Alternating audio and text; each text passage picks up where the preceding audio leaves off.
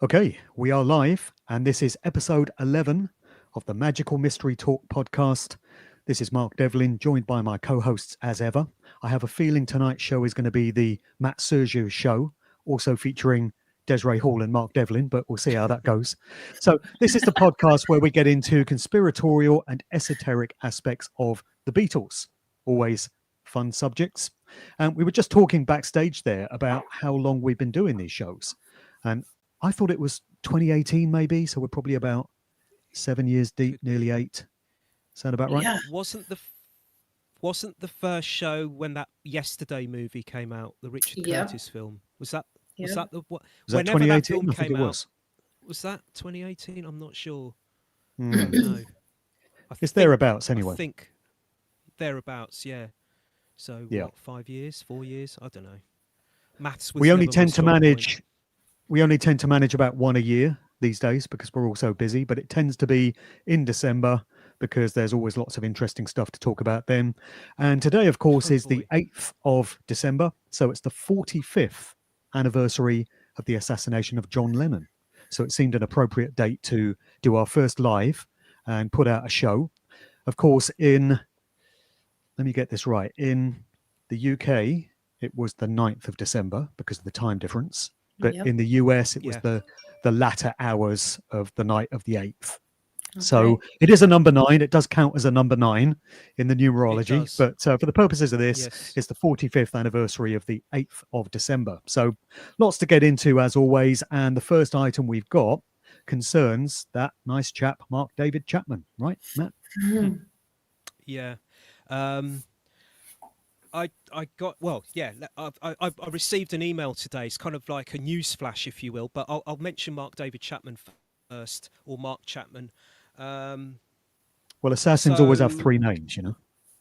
Yeah, exactly. That's why I quickly changed his name. I feel self-conscious saying Mark David Chapman. It's as though that's what they want us to say, like Lee Harvey Oswald, and so on and so on. Lee It's always Oswald 3 just names, doesn't isn't sound it? the same, does it? No, it doesn't. It's been tapped. It's been drilled into our minds, hasn't it? Like a mind control thing. It's that That's 3-part how it rhythmic sounds. thing that just drills A itself mind in. Yeah, worm. yeah. Yeah. Yeah, exactly. So, yeah, I think it's rather fitting we should start with Mark Chapman and the Lennon killing. And I'm just reviewing my notes here, so let me just check if I've got this right. It was in October, it was reported that once again Mark Chapman, his bid for parole was rejected. That's when I found out about this. Apparently it happened in August. There was a parole hearing in August. His 14th parole hearing since being jailed in 1981 for murdering John Lennon, and surprise, surprise, his bid for parole was turned down because, so it's reported, the parole board, and I quote, found him to lack genuine remorse or meaningful empathy. And he's reported to have said to the parole board, "Here I am, living so much longer, and not just family, but his friends and the fans. I apologise for the devastation that I caused you, the agony that they must have gone through. I had no thought about that at all at the time of the crime. I didn't care. My crime was completely selfish." Now, according to another news report I came across, which claims to have seen the transcript of the actual parole hearing, one of those on the board asked Chapman why he wanted to murder John Lennon. And he replied, and I quote, "To be famous, to be something I wasn't. I just realised, hey, there's a goal here. I can be somebody. I had sunk that low." So we talked about this in at least one other episode of Magical Mystery Talk. Here we go again.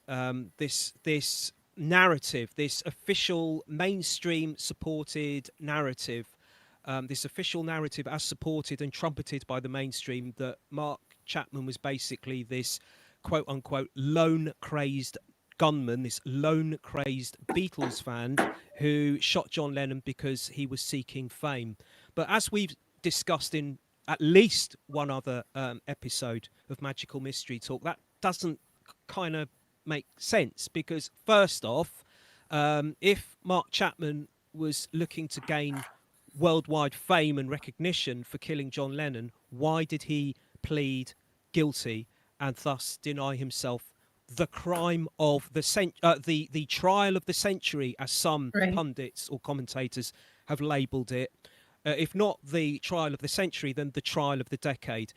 Now, what happened was, as far as I'm aware, Mark Chapman originally did plead not guilty, and then some way along the line, he phoned his lawyer and said he wanted to change his plea to guilty because he'd got a voice from God telling him to do that. So make of that what you will. And so if he'd have pleaded not guilty, just imagine the media that would have turned up for that trial. It would have been bigger than the O.J. Simpson trial, for sure. We're talking about one of the most famous men in the world who's just been shot dead. He would have had 24-hour news, TV, magazines, newspapers. It would have had news anchors, reporters standing outside the court every day, literally reporting on every breath that was breathed, let alone word that was said. And he said no, I don't. So he denied himself that potential fame. Also, there's the fact he could have made it a huge show. He could have made it his own show, like when Manson was on trial. Same thing. He could have done all kinds of crazy stuff and to make it. Yeah, he could have an even bigger spectacle. He could have gone on a platform and said, yeah, exactly. And he could have spouted off some kind, like Manson, he could have spouted off some philosophy that he has. He could have, said, "I'm here for J.D. Salinger, Catcher in the Rye. I'm making some case for J.D. Salinger, and made it." Big shout to MK Ultra. So, but he didn't. Yeah, exactly. But he didn't do that. And also, in 45 years of having been in jail, he's only done about 4 or 5 media interviews. So for someone who wants to be famous, he's not going about it the right way, really, is he? 4 or 5 media interviews. Well, this all adds fuel to the suggestion that he's not actually in jail, which you hear from time to time. The idea that he was a fit-up guy, a patsy, a stooge, and he's not actually in jail. He's not actually doing that time. Yeah. You hear the same suggestion of Charles Manson, that they just wheeled him out for an interview every few years, but you've only got their word for it that he's actually rotting away in a jail cell between those times. Right. So I think it would be a good point here to just play a video. I just want to, Matt, I just want to insert this video here, if I can get it to play. So as we're on the 45th anniversary of this news story, this is the reaction, the very famous reaction of Paul McCartney, Billy Shears, take your pick, whoever it is, when he was told that his good buddy John Lennon, with whom he'd shared so many adventures and they were childhood pals and they'd been through all the Beatles years together, had been brutally, violently assassinated. So let me just try and play this video. Very shocked, It's terrible news. How did you find out about it? I got a phone call this morning. From whom? From a friend of mine. Are you planning to go before the funeral? I don't know yet. Have you discussed the death with any of the other Beatles? No. Do you plan to? Probably, yeah. What were you recording today? I was just listening to some stuff, I just didn't want to sit at home. Why? Oh, I didn't feel like it. What time did you hear the news? This morning sometime. Very early? Yeah. Gone now, yeah? Drag, isn't it? Okay, cheers. Come on. Guys. A drag isn't how the world will see it, nor can there ever be any more talk of the Beatles getting together again. So there it is. There's his reaction, chewing gum and saying it's a drag. So, of course, all kinds of meaning has been applied to that footage. People have said, oh, he's in shock, and you never quite know how you're going to react in these sort of situations. But it also, again, adds fuel to the idea that that's not really Paul, and they didn't really go through all that stuff together. And that actually this guy, whoever he may be, if it's not Paul, didn't actually get on with John. And so it's no big deal to him. So, of course, people must make of that what they will.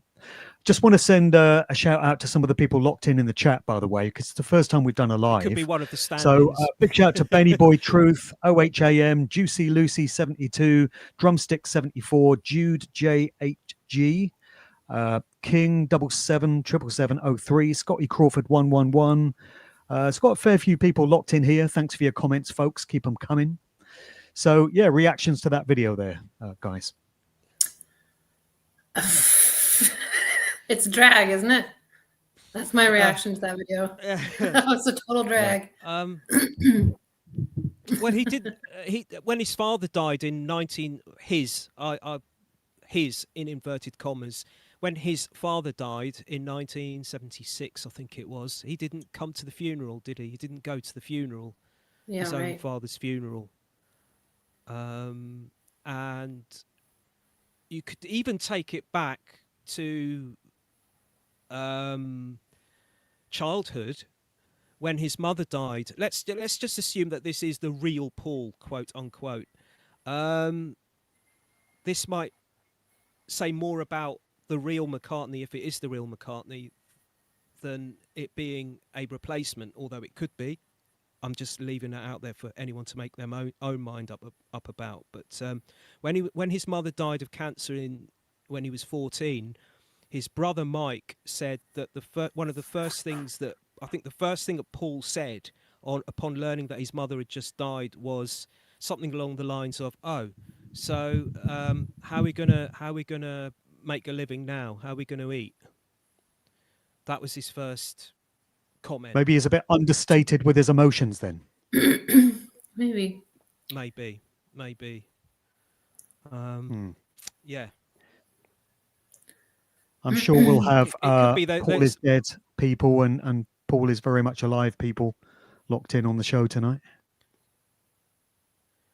I mean, my thing is I wouldn't say belief, but my view at this moment, it's open to changing at any time in the future. My mind is open I don't think Paul McCartney died in a car crash. I don't think that Paul McCartney died as the traditional conspiracy theory tells us, that he died in late 1966 in a car crash and he was replaced. And I think that there is definitely more than one Paul. Right. And there has been more than one Paul since pre-1966. And it's quite possible that the real Paul, quote unquote, is still alive now. So it could be that guy we just saw now saying it's a drag was the replacement that was pushed out there to make the statement, while the real one was somewhere else. Now that's even more out there. That pretty much chimes with my standpoint on the Paul issue, to be honest. Definitely more than one all these years. Does that prove anyone died? No, it doesn't. It just proves there's been more than one. No. Yeah. It proves that there's some major big psyop going on, and maybe that the PID 1966 car crash scenario is some kind of smokescreen. Yeah, distraction. Perhaps. Straight out of Tavistock. Yeah. From something that's hiding something that's much bigger and much uglier, maybe. I don't know. I'm with you guys. I also feel there's multiple Paul McCartneys and possibly more than even two. Just people coming in through the years to do certain things or replace one another or whatever. You know, I mean, I think Paul McCartney, whoever he is, has doubles, and why not? If I had all that money and I didn't want to go do a stupid interview and I could hire somebody else to do it for me, heck yeah, I'd do it. I'm sure there's more to it than that. But at the same time, I mean, if the opportunity is there, why not? So. Sure. Okay, we should probably move on to item number 2, which is the Power to the People box set. Yeah. Before I do, though, I have had, you could call it a news flash. It's kind of like a news flash. I got an email today. Shall I mention this? Because it is to do with John Lennon. And it is quite, it's quite explosive, actually. I don't know if that's the right term to use, but yeah, I got an email. So what happened is today, I woke up this morning and I've had to type this all out. So forgive me if I'm looking at pieces of paper. It's just that I haven't had time to process this properly. So I'm looking at the bits of paper I've typed out. So what happened is today, this morning, I literally woke up to find an email bulletin from David Whelan, who's the author of the book Mind Games: The Assassination of John Lennon. The book came out in December 2023 and it challenges the mainstream narrative surrounding John Lennon's shooting. And in the writing of the book, Whelan has interviewed most of the main protagonists. He's done the footwork. He hasn't just sat at home and done a little bit of research on the net. He's gone out there and he's spoken to many of the main people that were there on the day that it happened and in the days leading up to it. So policemen, investigating policemen, detectives, lawyers, and the doctor and the two nurses who tried to resuscitate Lennon. Now, I've interviewed Whelan. I interviewed him back in November 2023. The Occult Beatles, and at my YouTube page, Conspiro TV. So if you want to get the full lowdown, well, the interview isn't the full lowdown, but you'll get a more in-depth look, focus in on what he and he regularly posts up new developments. Even though he's written the book, he's finding out new stuff all the time, and he's posting these up on his Substack page. And he sends subscribers emails. It's free subscription. So yeah, one of these came to me this morning, and it's pretty depressing. Not only is it explosive in its content, it's pretty depressing, I think. Depressing because this doctor who Whelan spoke to, who tried to resuscitate John Lennon, and who for so many years had been contradicting the mainstream narrative, appears, in Whelan's words, to have flipped. The doctor's name is David Halloran. So a bit of background. According to the official narrative, as we know, John Lennon was shot 4 times in the back. That's what the mainstream official account tells us. According to the mainstream narrative, Chapman was behind John Lennon when he shot him. So the shots went through the back. However, many years later in 2011, this Dr. Halloran came along, and he was on duty at ER at the hospital when this happened. And he's the guy that tried to resuscitate Lennon. And he came out in 2011 in public and said for the first time that John's bullet wounds were all entry wounds into the chest. Mm-hmm. So this throws completely new light on the official narrative, because it says that whoever shot John Lennon must have been shooting from the front. So it couldn't have been Chapman unless it was some kind of magic bullet that he fired, and then the bullets kind of stopped midway, went, hit the brakes, turned around, and then, the Kennedy magic bullet kind of syndrome. So this would suggest that it couldn't have been Chapman that shot him, that there must have been gunmen shooting from the front. Gunmen or a gunman. So Whelan spoke with Halloran whilst he was researching this book. And he also spoke to the two nurses who tried to save Lennon's life. The two nurses are, I hope I pronounced their name right, Dietra Sato and Barbara Camera. And all of them told Whelan that Lennon was shot in the front. To quote Whelan, quoting Halloran, Lennon was shot in a tight professional grouping around his heart, 4 in the front, 3 in the back. And I've seen videos of Halloran saying this, news reports from back in 2011 and beyond, where he says this, that he shot, where whoever it was shot John Lennon, they shot him from the front. But here's what's since happened, and this is according to the email I got today from Whelan.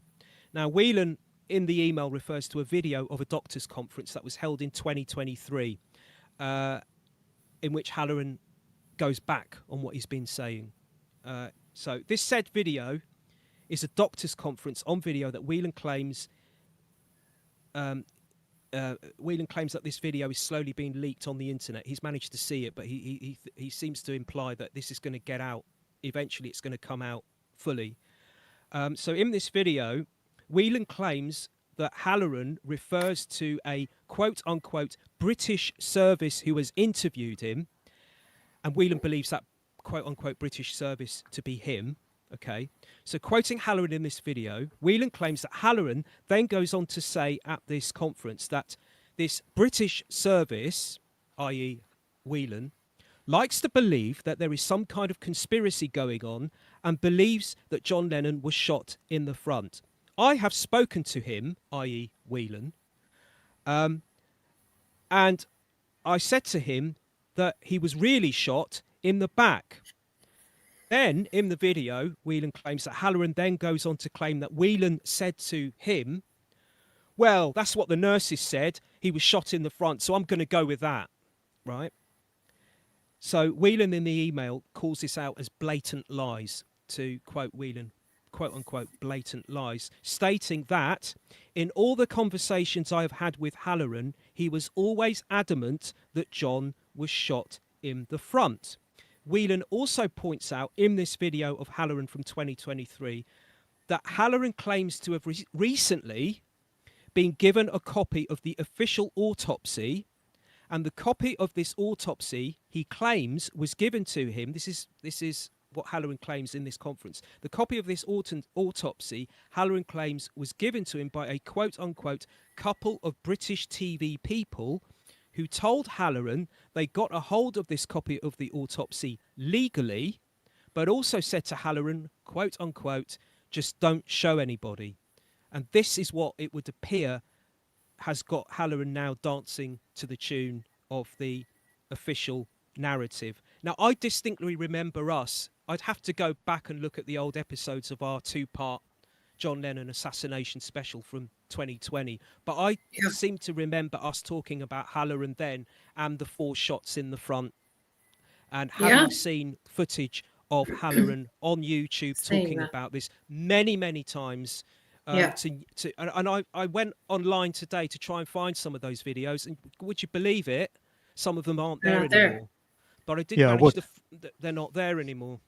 Interesting. Yeah, but I did manage to find a few quotes. So just to make sure that Halloran, that Whelan's not, telling tales here. So here's a quote from Halloran from the Liverpool Echo, November 9th, 2015. This is what he said. He had 4 shots over the front of his chest, 3 exit wounds at the back, not responsive, no pulse. We immediately just opened up his chest. I opened up his chest. His heart was intact, lots of blood. Right, so that's Liverpool Echo 2015. CNY Central, another news source, November 19th, 2015. 4 gunshot wounds over his left chest, 3 exit wounds. That's quoting Halloran again. And here's what he said in a podcast for the Upstate Medical University from 2011. That evening at around 11:15, I was in the hospital. I got paged to go to ER. I go running down and they say, we have a gunshot wound to the chest. This is him in 2021 for the news source News Nation. I go down to the ER. This is him recounting what happened that night. I go down to the ER. What's going on, I say? And they say, we have a gunshot wound to the chest. Come in. And finally, Nurse Camera speaking to National Geographic, and I found this on TikTok. Nurse Camera, who was one of the nurses that night, she says he had 4 entrance wounds on his chest and 3 exit wounds on his back. So he's turned. Yeah. Yeah, he's been got to. Depressing stuff, I think. I wonder why, after all this time. Yeah, after all this time, what's the difference? Why change it? Why change it now? It's already out there and has been for 45 years. So. Or maybe our podcast. Remember Halloran? Halloran changed his mind before. Remember, he wasn't even originally the doctor who saw Lennon. Remember? He came out years later. And was like, oh no, actually, it was. He was the guy. If you watch the old footage from 1980, right? Yeah, he was the guy that came out with the white jacket on and said and announced to the press that John Lennon had died. Right.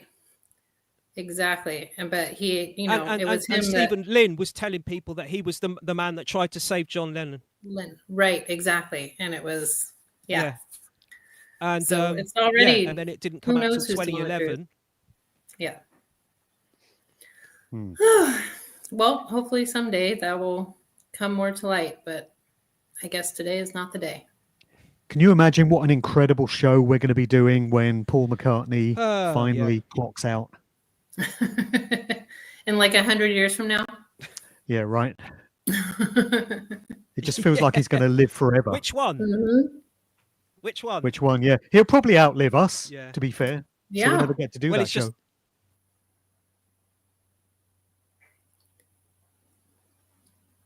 Just He's freezing a bit there. Yeah. We should probably move on to the box set items. Otherwise, we are going to run out of time on this one. I think Matt's all just right. popped out there, actually. Yeah, it Hopefully looks he's like going to come back. he's buffering. Okay.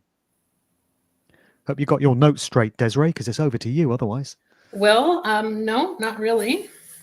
I always leave it up to Matt to do all the heavy talking. I do the as heavy well. We're breathing. kind of stuffed when he's not here, aren't we? So we've Yeah, got lots of other items on the agenda, and we were going to try and keep this show at under an hour and a half, or Yep. certainly under 2 hours. So we want to talk about the Mind Games and Power to the People box sets. Yep. John Lennon documentary, Borrowed Time, Lennon's Last Decade. We've got the article on Phoebe Gates and Paul McCartney's grandson having broken up, apparently, in their relationship. That was very unlikely. So do you know about that one, that story? Not so much. I mean, I just exactly what you said, that they apparently had broken up. I could put in here that on I believe it was our last episode, we had talked about the Luminate app that I believe John Lennon or Sean Lennon, the Lennon estate, had helped to fund.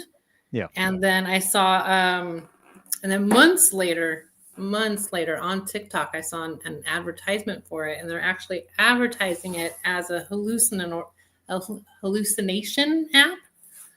And so you download this app on your phone, and you put the flash of the camera basically to you, and it flashes these series of lights, and you're supposed to sit there with your eyes closed, and it's actually supposed to make you actively hallucinate without any drugs, and they're literally advertising it as such. I just thought that was really interesting, as something from the Lennon estate is funding.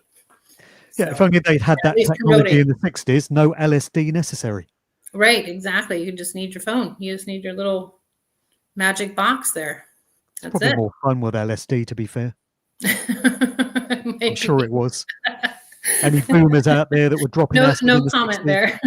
Yeah, tell us. Matt's back. Matt, welcome. What happened, buddy? I don't know. Just streamed out and streamed back in again. That's all right. Dropped out there. Merrily down the stream. Yeah, I was listening on, because I was tune in, drop out. backstage, as it were. Yeah. Well, we're glad you're back.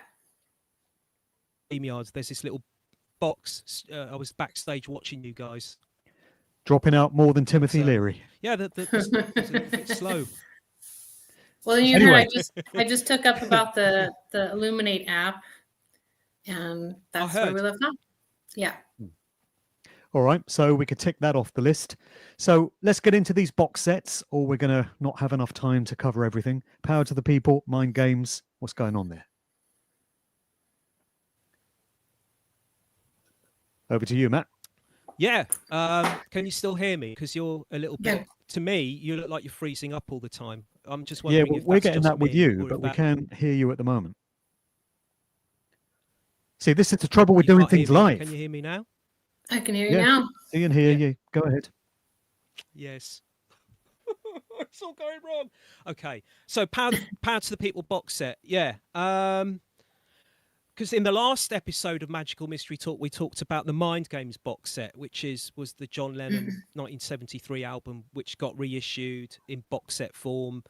And it seems to be a trend at the moment, doesn't it? Lots of artists from back in the day releasing albums from back in the day in box set form, deluxe box set form. So you get the album, the original album, remastered, remixed. You get outtakes with it as well. You get lots of CDs and DVDs in the box set with outtakes and live versions and live concerts and demos of songs that ended up on the album, songs that didn't end up on the album.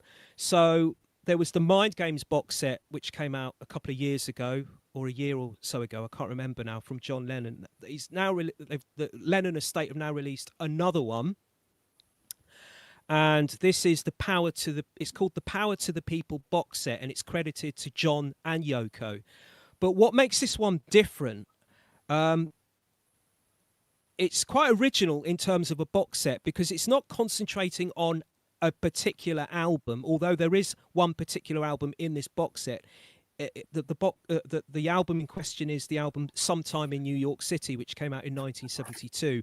But aside from that, what makes it unique, I think, is that it's a box set which is concentrating on a particular era in John and Yoko's life, and that's late 1971 and right the way through to 1972, which was a time in Lennon's and Yoko Ono's life when they were getting involved in the so-called radical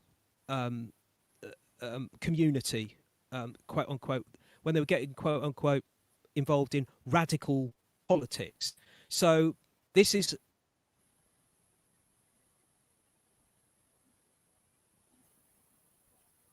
went to New York, and John was never to return to the UK after this. And for about a year or so, give or take a few months, they stayed in New York around Greenwich Village, and they started to hang around with the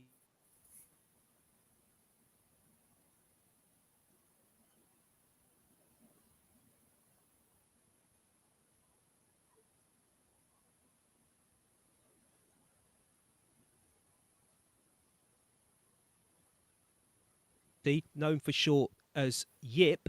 So anyone who was a member of this was called a Yippie. So that was Hoffman and Rubin. And yeah, by this stage in Lennon's life, late 71 and through 72, he was really getting engaged in activism for a number of causes and issues that were very anti-British and American government. He was going on marches, rallies, demonstrations, performing at benefit and protest concerts. And a lot of those benefit and protest concerts are featured in this box set. So you get recordings of these benefit and protest concerts, and also the album Sometime in New York City from 72. It's a John and Yoko album. A lot of Yoko's songs are what you might call protest songs. All of John's songs on the album are protest songs, all of them. And it got the one-to-one concert, one of the benefit concerts that John Lennon performed at. And what the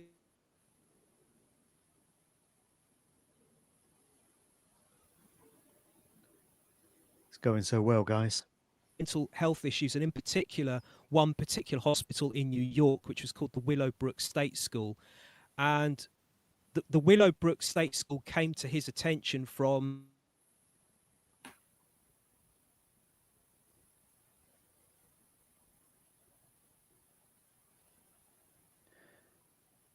It's funny how it's only Matt that's glitching out, this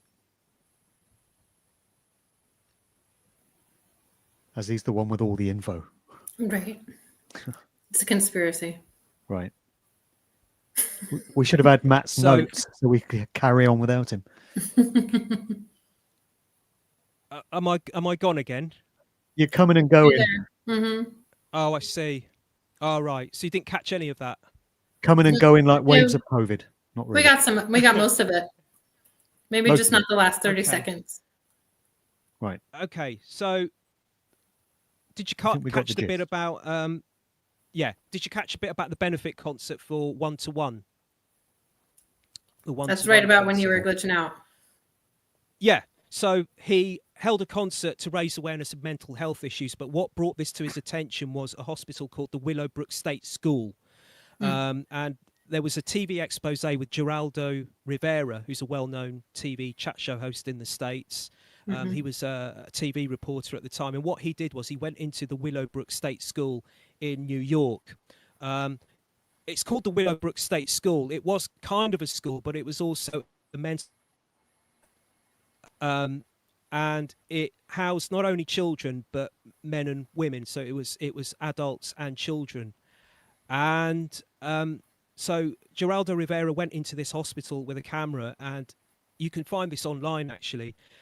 Naked children sitting on the floor in their own excrement, because what had happened was they by local government, and there was just not enough staff to be able to take care of the patients, so they were just left there all day, just rocking backwards and forwards on the floor in their own excrement, naked.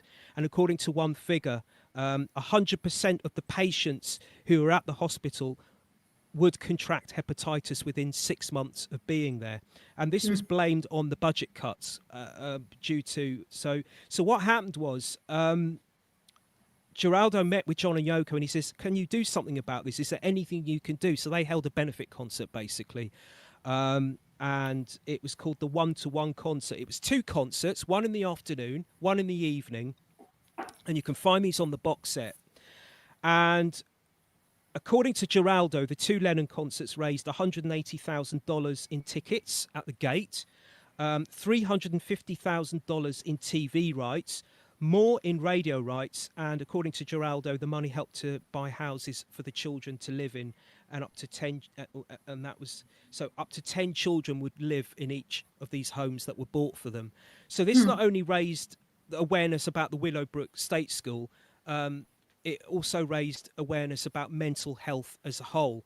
So yes, this was a mental hospital, which was also a school. But what Geraldo found when he went into the hospital with his camera crew was that the school wasn't being used because there wasn't enough staff to be able to take the kids to the school. So they were just sitting there all day, rocking backwards and forwards, in their own filth, basically. So the reason it's called 1-to-1, it was called 1-to-1, was because prior to the concert taking place, the afternoon show taking place, there was this great big festival in Central Park with circus, with parades, free food, dance therapy sessions, puppet shows for the kids, and children from institutions were brought to the festival to enjoy the day, and they were chaperoned by able-bodied volunteers. So that's the reason why it was called 1-to-1. So that's one of the concerts that's in there. Another concert was the John Sinclair Freedom Rally, and this was held in December 71, if I'm not mistaken, in New York again. And this was to call attention to an American activist by the name of John Sinclair. And he was jailed in 1969, sentenced to, get this, 9.5 to 10 years in prison after, in his words, he was accused of, and I quote, to quote him, having given 2 joints to an undercover policewoman just before Christmas 1966. So he stayed in jail. He went to jail in 1969, I think. And according to John Sinclair, he said he's this radical, quote unquote, radical activist. So he thought the reason that he was really being jailed was because of his, activism. So to paraphrase John Sinclair, he says, okay, so I went into jail 1969 and I thought, okay, I'll be out of here soon. They're not going to keep me in jail.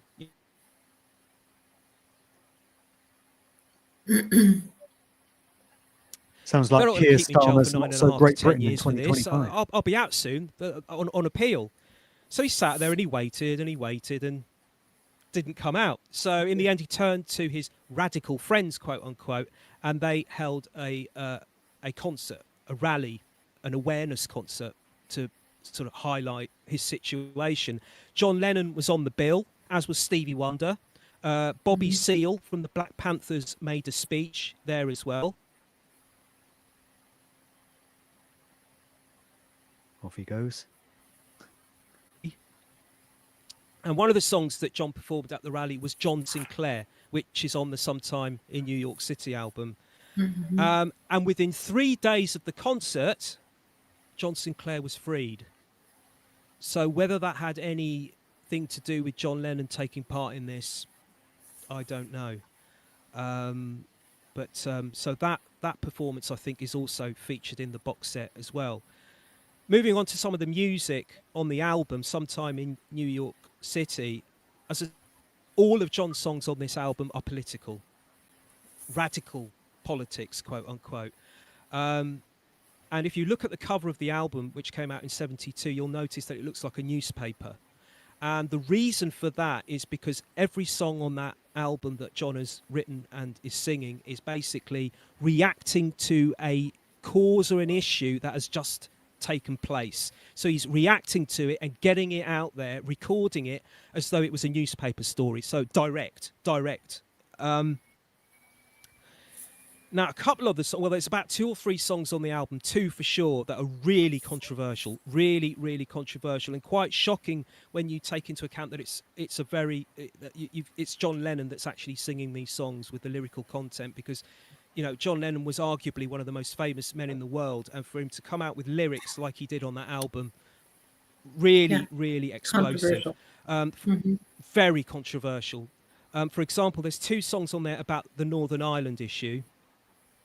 Now, earlier in 1972, before the album came out, he'd taken part in a demonstration in New York against British policy in Northern Ireland, which at the time, to put it lightly, was being blighted by violence and terror attacks, known as the Troubles.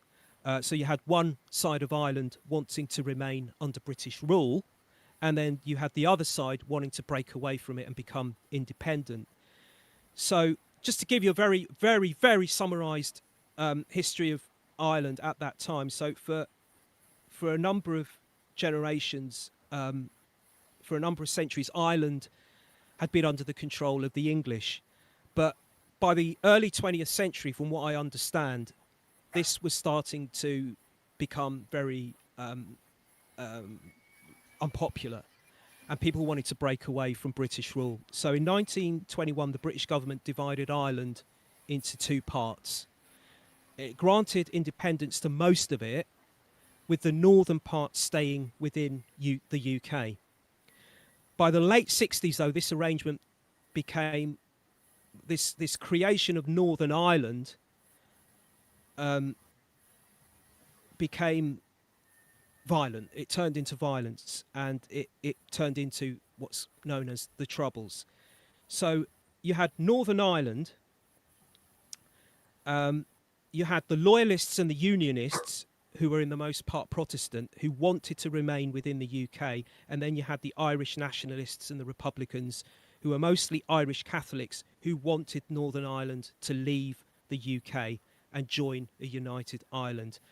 Now, it's maybe important to note here that John Lennon was part Irish. His great-grandparents on his father's side were Irish. His great-grandfather was born in County Down in Northern Ireland and moved to Liverpool. And when he moved to Liverpool, he moved to a Catholic neighbourhood, and that's where he met his Irish-born wife-to-be, who's John's great-grandmother. And their son, also called John, went on to have a son, Alfred, who's John's dad. And and this Alfred, John's dad, his mother was 3/4 Irish as well and part Scottish. So Beatle John was certainly from Irish stock. So this might explain why he was coming out with these, why he was demonstrating against British rule in Northern Ireland. So just to muddy the waters, on... Matt, according to Dom at Sheep Farm, there's a lot of Welsh ancestry with John there as is well. Indeed. You could go back far enough. Welsh kings. Yes, Welsh kings and all sorts of stuff. Yeah, something I've really got to dig into. Yes, definitely. I've got a book about it. But isn't it interesting that pretty much the only protest song that Paul McCartney did in the early 70s was his song Give Ireland Back to the Irish? So he weighed in on that political issue, but that's the only one that he would speak up about. Yeah, that was 1972, I think it was. Yeah, that was the same year he released. That was when he formed the band Wings. The first single they ever released was Give Ireland Back to the Irish, and I think it was banned by the BBC as well at the time. Still managed to get into the top 20. Chart hit, though. Yeah. Chart hit, yeah. And so John recorded 2 songs for some time in New York City, one of which was The Luck of the Irish. I'll read you some of the lyrics, not all of them, just the bits where they're pretty explosive. So, if you had the luck of the Irish, you'd be sorry and wish you were dead. You should have the luck of the Irish and you'd wish you was English instead. 1,000 years of torture and hunger drove the people away from their land. A land full of beauty and wonder was raped by the British brigands. Why the hell are the English there anyway, as they kill with God on their side? Blame it all on the kids and the IRA as the bastards commit genocide. So IRA, that's the Irish Republican Army, who were deemed to be a terrorist group who were fighting for Irish independence. So that's one of the pro-Irish songs on the album. The other one is Sunday Bloody Sunday, which is Lennon's response to the Bloody Sunday incident in Northern Ireland in January 1972. That's when the British Army shot dead 13 civilians during a civil rights march after the then Prime Minister of Northern Ireland, a unionist, had introduced what was called internment, or in other words, what's described as detention without trial. When the then British, well, not the British, when the then Prime Minister, the said Prime Minister announced this, he claims he was doing it in order to arrest and detain without trial people who were accused of being connected to paramilitary groups or political subversives who he deemed to be a threat to society. Problem is that internment ended up with a lot of innocent people being arrested and detained. And from what I understand, one of the reasons this march took place where these people got shot was it was a civil rights march in protest against internment. So in John's song Sunday Bloody Sunday, here's just some of the lyrics again. Well, it was Sunday Bloody Sunday when they shot the people there, the cries of 13 martyrs. Not a soldier boy was bleeding when they nailed the coffin lids. They've got a lot to learn. Internment is no answer. You Anglo pigs and Scotties sent to colonise the north, you wave your bloody Union Jacks and you know what it's worth. How dare you hold the ransom, a people proud and free? Keep Ireland for the Irish, put the English back to sea. Leave Ireland for the Irish, not for London or for Rome. Now, back in 1972, when this song was released, there was an inquiry into the Bloody Sunday incident that ruled that the British Army was justified in opening fire. However, about 30 years later in 2010, another inquiry found that actually the killings were, quote unquote, unjustified and unjustifiable. So for one of the most famous men on the planet to be coming out with lyrics like that is really quite powerful. something. Very powerful. There's also the song Attica State from the same album, which is about it's a song that was written and recorded in response to an uprising, a prison uprising, a riot, if you will, that took place at Attica State Prison in New York in September 1971. And what happened was some of the prisoners for 5 or so days took over the prison, and they took hostage some of the warders and some of the prison staff. And what they were looking for, they composed a list of demands, and most, if not all of those demands on that list were basically for better conditions in prison. So access to better, healthier food and drink, for example. I've seen the list of demands. It is available online. For example, they claimed that the hot water that they were drinking and washing with in the evenings was given to them in rusty and dirty buckets.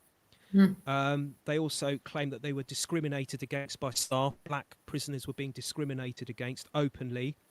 They wanted safer working conditions, and they also claimed that they used to get one toilet roll each, a roll of toilet paper each, that had to last them for 5 weeks.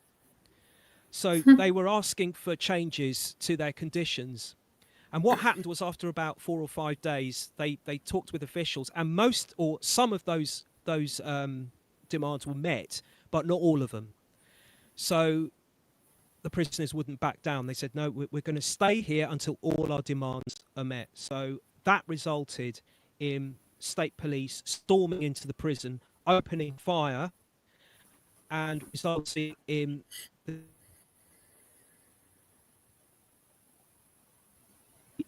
and about 9 or 10 hostages, depending on what report you believe.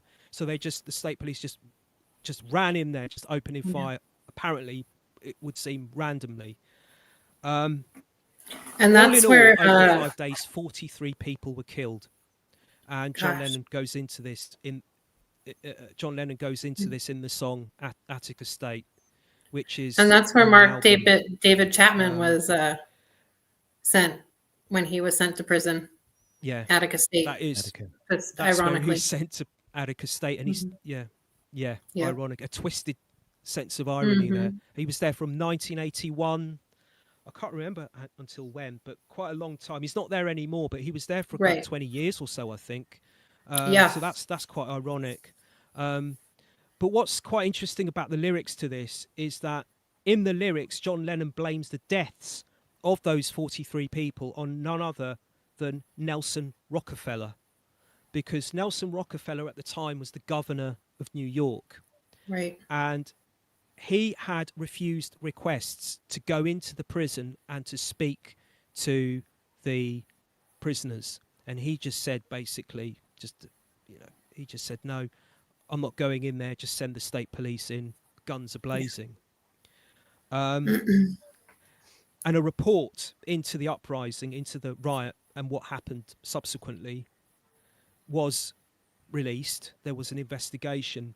And that concluded that Rockefeller shouldn't have given the green light to the state police going in until he had gone in himself and exhausted every single avenue possible. So basically, he should have gone in, spoken with the prisoners, and decided whether or not he could go any further, and then he should have then considered whether or not to send in the state police. But what he did was he just said no, he didn't do any of that, so he sent them in. And Lennon, this is one of the lyrics from the song. This is what Lennon sings in Attica State. He says, "Rockefeller pulled the trigger.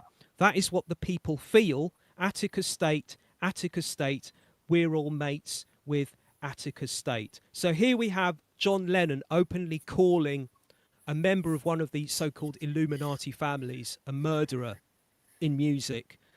So then, fast forward to 1980, you might say, well, is it any wonder he ended up the way he did? It's also worth pointing out that Nelson Rockefeller was the governor of New York when the budget cuts were made to the Willowbrook State School. So he was in charge when that happened. So again, that's kind of Lennon snapping at his heels as well, because he held that benefit concert to raise awareness of what was going on at that hospital. So you got Lennon just like this mosquito, and Rockefeller's trying to sort of shoo it away, and it just keeps flying back again in his face. It's like this annoying Meanwhile, presence. Ringo sings about octopus's gardens, and he's doing just fine. Playing the safe route. Right. I like to be under the sea. No need. So mate, yeah. no need. Yeah, no need. I don't even want to hear the Ringo version, let alone mine. Yeah. I think I prefer the Ringo version. Oh, come on. Oh, stop it. Now there is another apart from Attica State being the prison where Mark Chapman ended up, that being a twisted irony in itself. There's another twisted irony, because I think there was a benefit concert that was held for the victims of the families of the riot, and this took place at the Harlem's Apollo Theatre, the legendary Apollo Theatre, the soul music mecca, if you will, where artists like James Brown, Marvin Gaye, Otis Redding, Smokey Robinson, Aretha Franklin have played. And there was a benefit concert for the to raise awareness of what happened to Attica State, for the victims of it, for the families of the victims who were killed there.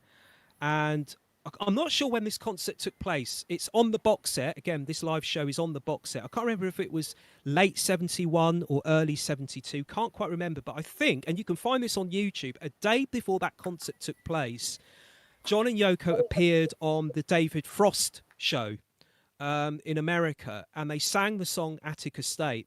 And after they sang the song, they came up to the front of the stage and sat down at the edge of the stage to talk with David Frost. As I say, you can find this on YouTube. And as they're talking, there's a bit of heckling going on at the back of the audience. And John says to the hecklers, he says, "I can't hear you. Why don't you come down and speak with us? I can't hear you." And David Frost says, yeah, come down, air your grievances. So the man and the woman who were heckling from the back of the audience came down to the front of the audience and sat down. And basically they just ripped shreds into John and Yoko, accusing them of glorifying the riots, making martyrs of the prisoners in the song Attica State. And John said, well, we're not really, that's not our aim. Our aim is not to make martyrs of the prisoners. If you listen to the song, he says to the man and the woman. If you listen to the song, we're actually talking about 43 people who died. That's 43 people. That's 43 people who were not only inmates but also the prison staff and the warders. But this man and woman were having none of this. They would say, no, you're glorifying prisoners. You're making martyrs of prisoners, people who have done harm to society, who've been locked away, and you're bigging them up. Basically, you're making them into heroes. And John says to one of the audience members, well, look at it this way, okay? Look at it this way. I won't say exactly what he said. You can find this on YouTube. But basically, John Lennon makes the argument against the prison system as it was back in the 70s. He's saying, look, the prison system isn't working. We're putting all these people in prison and it's not working. Society is getting more and more violent. It's getting sicker and sicker. So whatever it is that we're doing, it's not working. And then he went on to say that a lot of non-violent people were ending up in prison and ending up getting crazy whilst being in prison, and actually ending up becoming violent because they were being placed somewhere where they shouldn't really be. And I can't remember if it was the man or the woman, and this is where the twisted irony comes in. I think it was the woman, because Yoko then says, yes, we have to... Yoko replied to that, to John's comment, basically by saying, yeah, what we've got to do is we've got to treat people with love and care. We've got to treat these prisoners with love and care. We've got to treat people, everyone has the basic right to freedom, she says. And the woman who's listening to this, she says, okay, well, it's easy for you to say that. You know, you think the solution to these prisoners is to give them all a kiss and give them a hug and everything's going to be okay.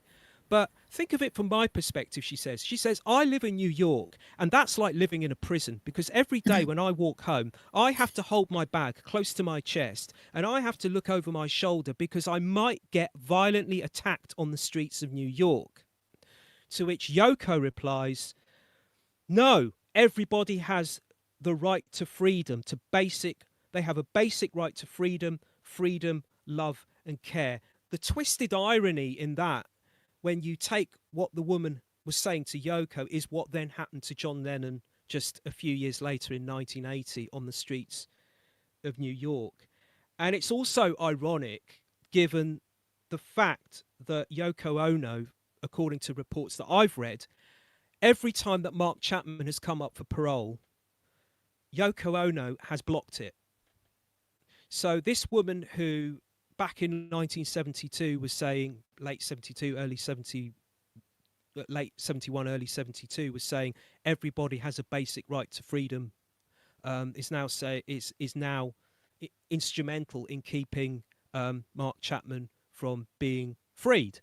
Now, for sure, in 2003, she wrote a letter to the parole board appealing for Mark Chapman not to be released.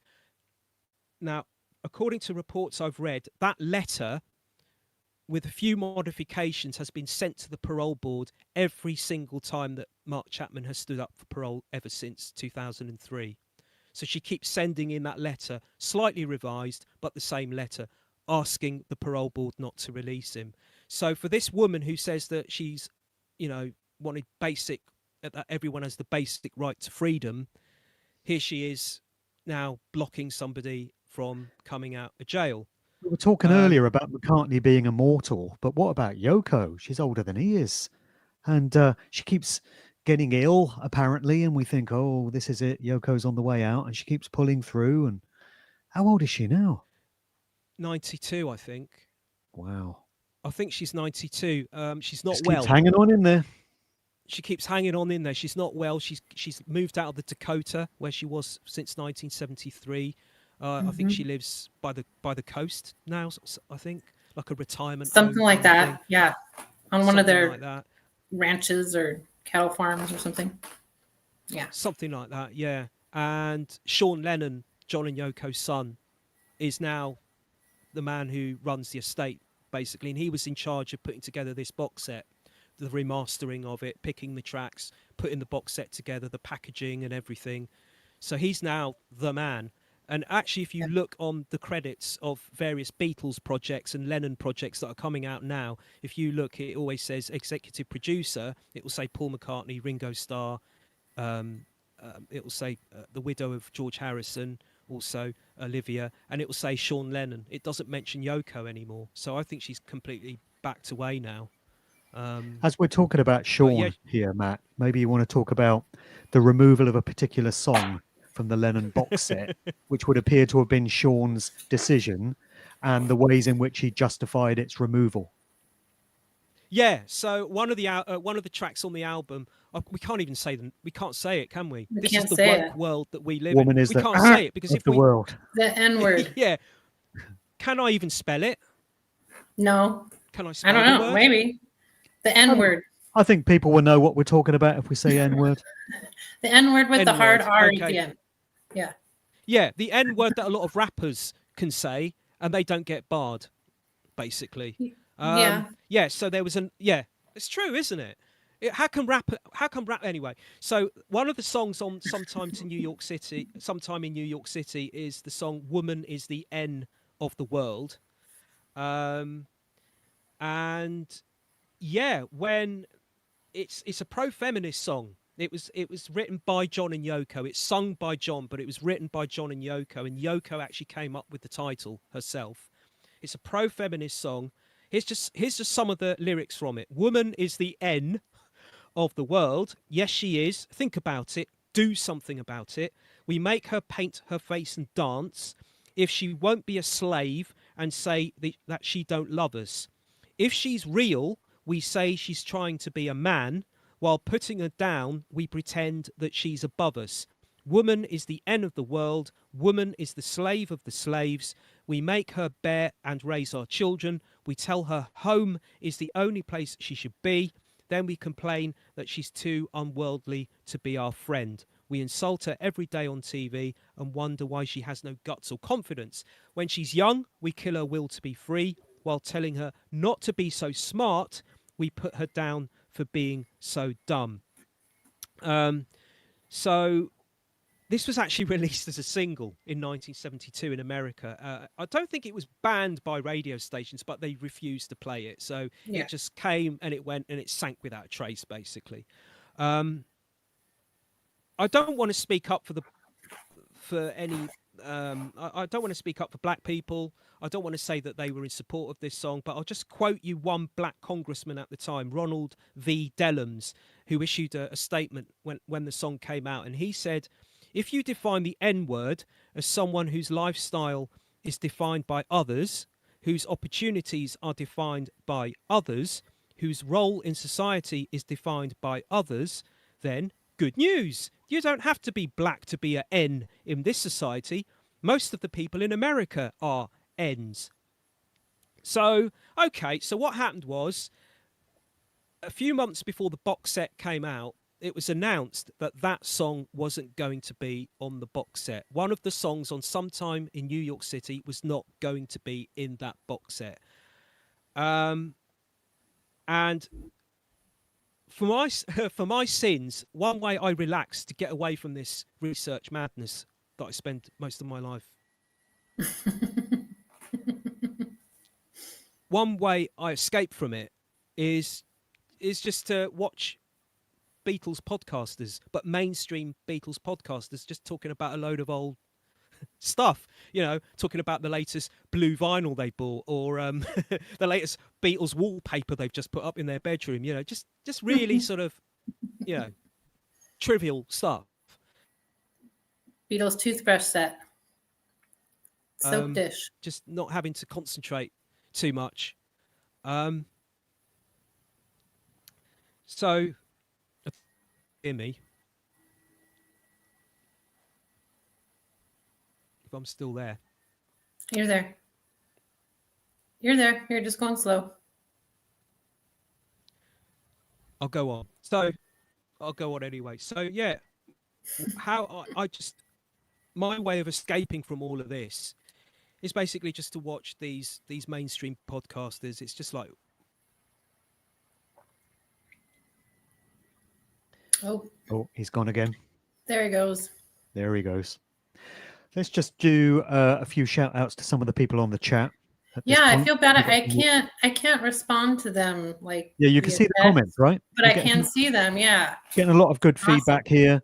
Big Mhm. shout out to Scotty Crawford 111. He says, I don't agree with you three, but I like you. Okay. Might be the wrong show for you. Drumstick 74, Shirley Tequila, Richard Belducci. What's up, brother? Welcome on. Blowing minds with his research as ever. OHAM again. We got David Parker 9676. Who else is in here? Black AF F5U, King 77703. Fuck you, Pell. Okay, that's his name, apparently. Wow. Silent Underdog 9023. Big shout out to everyone in the chat there. Matt appears to be back. Let's try and bring him in. Here he is. You're back. I'm back. Welcome I'm back. Yeah, Just I'm doing the back. shouts like an old school pirate radio show. A lot of people Yeah, locked in here. those were the days. Those were the days. Yeah. Hello to everybody. Thanks for watching. We got a lot of and people listening and asking us putting up with us. questions. Maybe I should take a note Okay. of some of these questions and we could possibly address these next time because we can't really do it in Yeah. real time because we're operating to a schedule here. But lots of great points Yeah. being raised, questions This being is asked, awesome. lots of trading of comments, and great to Mhm. see so many people locked in. We got 180 watching right now, so that's Wow. really great. Hello. Thank you very to much. have you along, Thank guys. you. Really appreciate that. Mhm. Yeah. So I Sure. don't know where I cut out, but yeah, I was just saying I like to watch these sort of mainstream Beatles podcasters going on about their record collections because that's my way of kind of escaping from researching every day and reading stuff. That's my It's relaxation. not really you escaping, know? is it? Like you ask Dom from Sheep It Farm is. how he unwinds, and he's like, doing research. And you're like, no, but how do you unwind from the research? Doing research. That's all I've got. Yeah. Yeah. I Comes know to that something feeling. when your life Yeah. consists of nothing more. Yeah. Yeah. But I love it. I love it. But yeah, so I was listening to these mainstream podcasters who never touch anything to do with conspiracy or the occult, especially to do with the Beatles. I mean, yeah, you know, they would never go that near the Never. Beatles and conspiracy because oh no, their precious Beatles would never be involved in anything like that. I always But say even la la la they la la were- la. That's what they're Yeah, always. yeah, yes, Don't hear it. yeah, especially if it. Yeah. Yeah, especially if it's about Mark Chapman and the official Yeah, and narrative to the John. shooting. Yeah. Yeah. Yeah, if you question that, Especially. it's like la la la la la la la la la. We don't care. We only Exactly want it. to talk about the music. La la la la la. We don't want Yeah. to know about anything else but the music. La la la la. I've got the new blue vinyl. La la la la la la la. I've got Yeah, a picture it's so disc. weird. La la la la la. Yeah, it's so weird. It is. Take my weird. money. It's- Here's my yeah, money. I'm it's- going to give you my money. Yeah. Hmm. Yeah, it is really weird. But even these, the overwhelming majority of these podcasters who normally wouldn't go to that towards that direction, when they found out that this song "Woman Is the End of the World" was not going to be on the box set, they were up in arms. You know, metaphorically speaking, they were absolutely incensed, and there were actually claims of wokeism coming from podcasters, these very same podcasters, and they were directing a lot of that anger towards Sean Lennon, John Lennon's son, because he's now in charge of the estate and he's in charge of the box sets, as I said earlier. So a lot of that anger was going towards him. They were accusing him of being woke. They were accusing him of rewriting history. For example, what would John Lennon think? What would John Lennon think if he were alive now? Would he want this to be taking place? Would he want his songs to be censored effectively like this? So eventually, Sean Lennon came out and made a statement about it. Well, he didn't make a statement. He appeared in a magazine interview, Mojo magazine, a music magazine, and he mentioned it briefly. And this is what he said. He said that omitting the song was hard because it wasn't just something that I decided personally. It's something that everyone was advising. No one wanted to put it out. So I think it's a really important song, but times have changed. No one wanted to put it out, and I'm not going to bring any more negativity to my parents than I have to. So that's what he said. Interestingly, these mainstream podcasters actually came up with a conspiracy theory of their own, because a week after that was announced that that box set was coming out, this is a week later, came the announcement that the new Beatles anthology album was coming out, Anthology 4.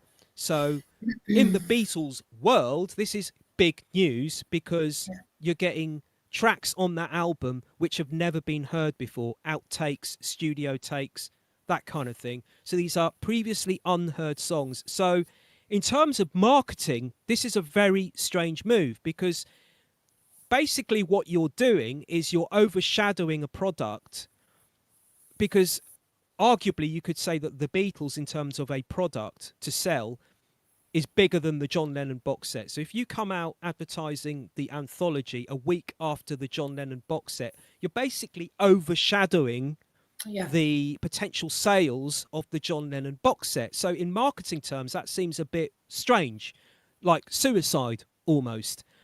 Yeah. And the mainstream Beatle podcasters have a theory.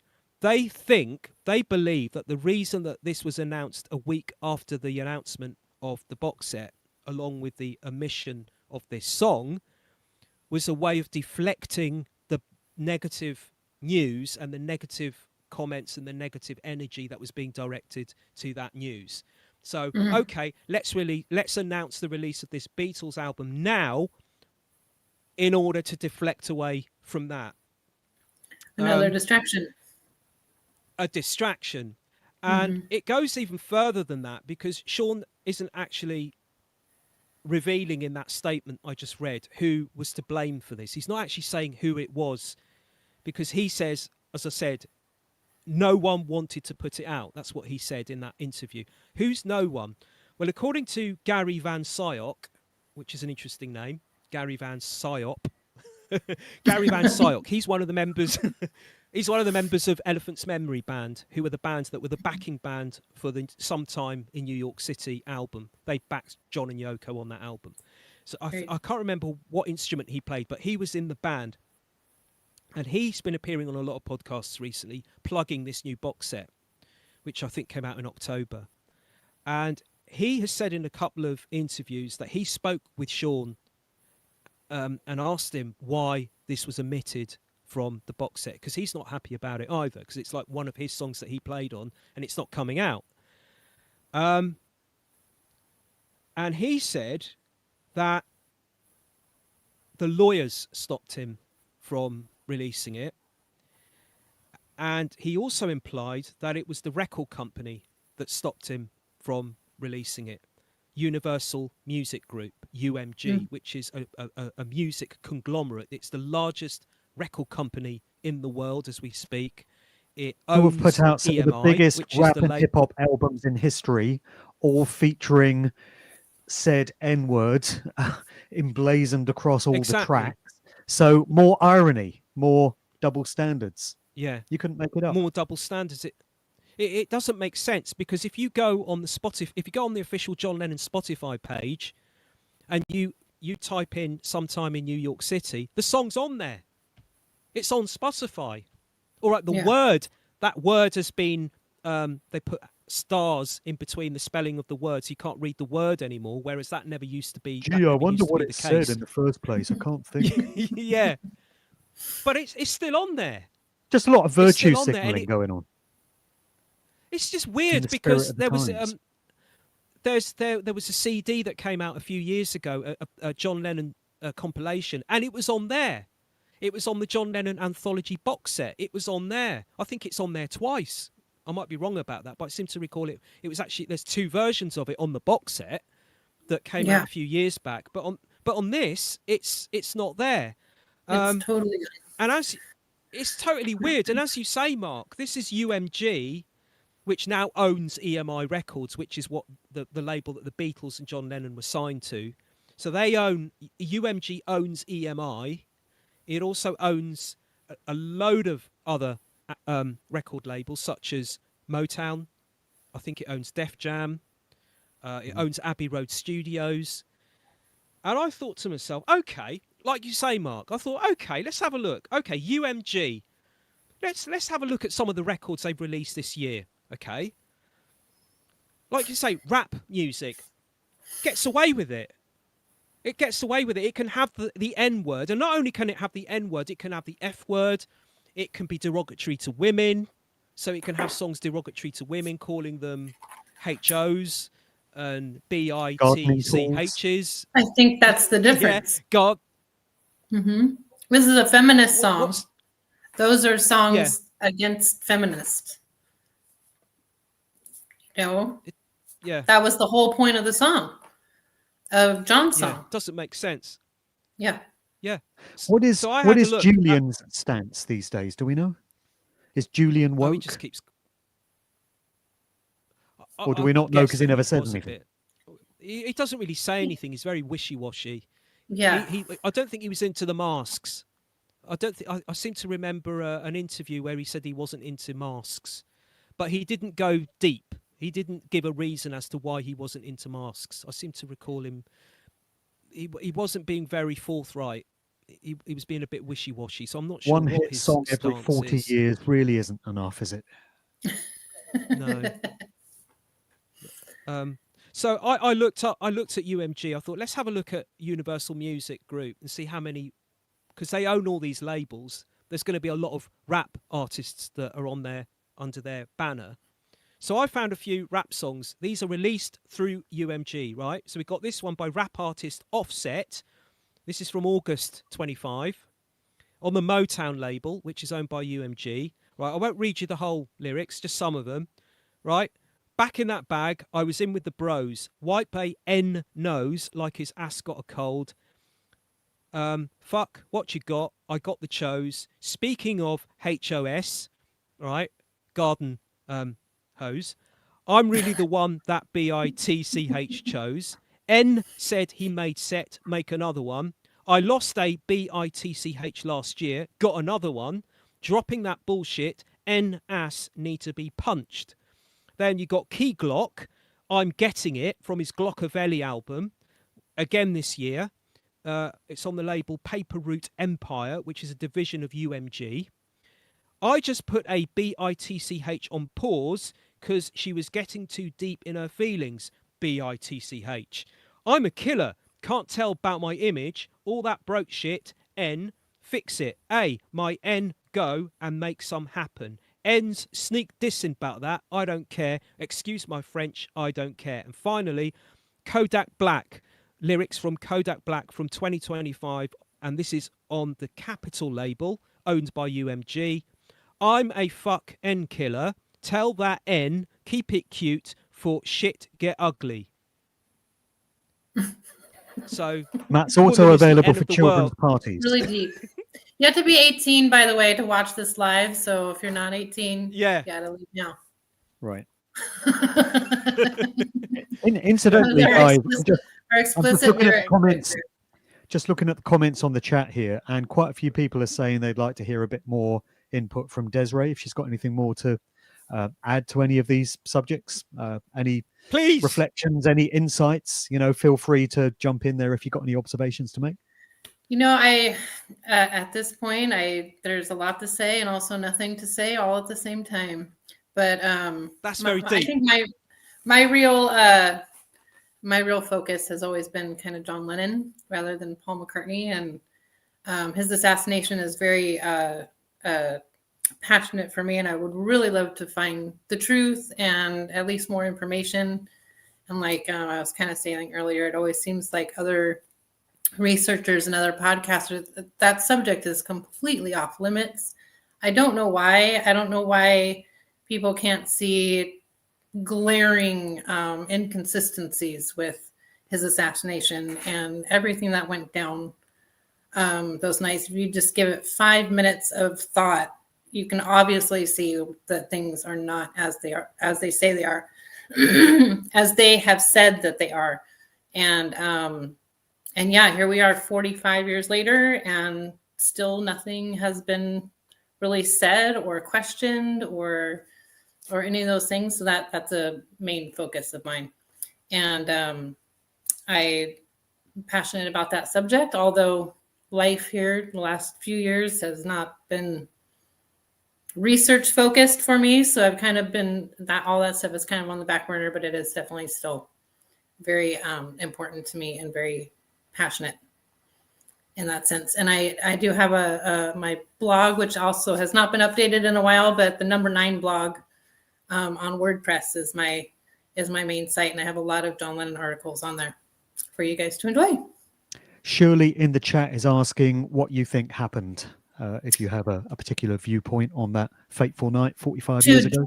John Lennon specifically, I don't know exactly. I know that it seems like, and gosh, I don't have my notes and everything in front of me, but it seems like there was a couple of other characters there that are never really discussed. One was not the doorman, not Jose Padermo, but the other guy. He was like the car guy. Do you know what I'm talking about, Matt? I can't the limo driver. His name off the top of my head. What's that? The limo driver. No, Jay something or others. Anyway. Oh, was it Jay Hastings? Hastings, that's it. Yeah, he actually came and took the gun off site and took it down to the basement. And then brought it back up when the police arrived. Like, oh, here's your gun. This is what was like. There's just really weird things, and the fact that they only they recovered 6 or 7 bullets, but there was only supposedly 5 that were shot. There's holes in the glass by the entryway of the Dakota, and like, how did those bullet holes get there? There was nothing said that anything was missed and went into the Dakota building, like, just all kinds of weird inconsistencies. And so I don't really know what happened. I know that what they say happened most likely did not happen. There's much more to the story. I'd love to find out. I was getting echoes of Dr. Richard Asher's body going missing for a week and then turning up in the basement after it had already been checked a few days later, in terms of bullets disappearing and guns and stuff, and nothing ever adds up. That seems to be a consistent point when it comes to the Beatles. All around the Beatles. Yeah, many different stories like that. Yep. And there's all the Rosemary's Baby synchronicities surrounding the Dakota building. Right. I've detailed many of these on previous occasions. It's just insane, the amount of tie-ins between that movie, Charles Manson, Roman Polanski, Sharon Tate, John Lennon. Oh, the connections just go on for days. Yeah. Yeah. Yeah. It feels supernatural. Yeah. I made a video about that some years back, and yeah, it's one of my most watched of all the videos. It's just never ending, and I found more since.